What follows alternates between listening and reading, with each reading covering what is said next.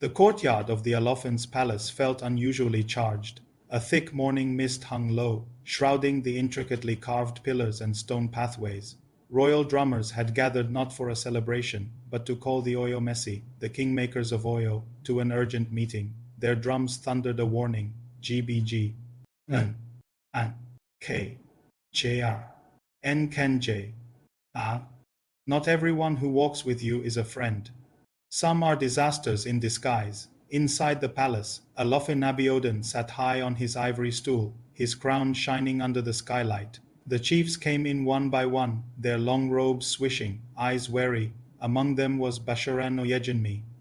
He and Aderoju locked eyes for a fleeting moment, and in that brief exchange was a quiet tension like two warriors ready for battle, though the swords were still sheathed. Aderoju stood by the throne, a devoted warrior cloaked in humility and bravery. At the king's nod, he stepped forward. "My fathers," he began, bowing to the council. "The hunter who forgets to protect his traps will come home with nothing. There's treachery among us."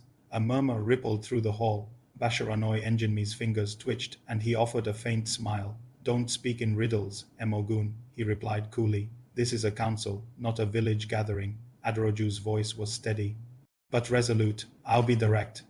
Some of us are dining with a Fonja of Ilorin. Some are trading royal secrets like cowries at the market. Some wear loyalty like borrowed clothes, ready to return it when it no longer benefits them." Gasps echoed in the chamber. The Alaafin raised his hand. "Do you have evidence, Aderoju?" Before he could reply, Bashorun stood. "Kabiesi, don't let a boy's words rattle your throne.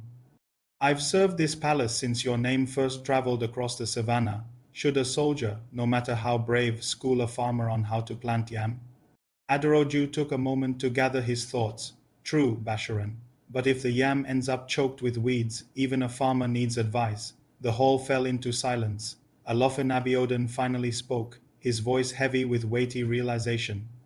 "The tortoise said, 'What kills me is inside my shell.' If betrayal now festers in our hearts, it is not an enemy's war that will topple Oyo, it'll be the termites gnawing at the pillars of our own palace." He dismissed the council, but the harm had already been done. Later that night, deep within the city, the drums began to beat again, but not the royal kind.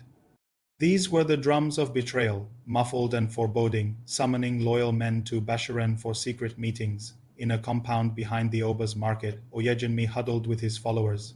"It's time," he muttered. "The Alaafin is growing weak. That boy warrior barks too loudly. Let's take down the leopard before he strikes." One of his allies hesitated. "If we fail, the gods will curse our bloodlines."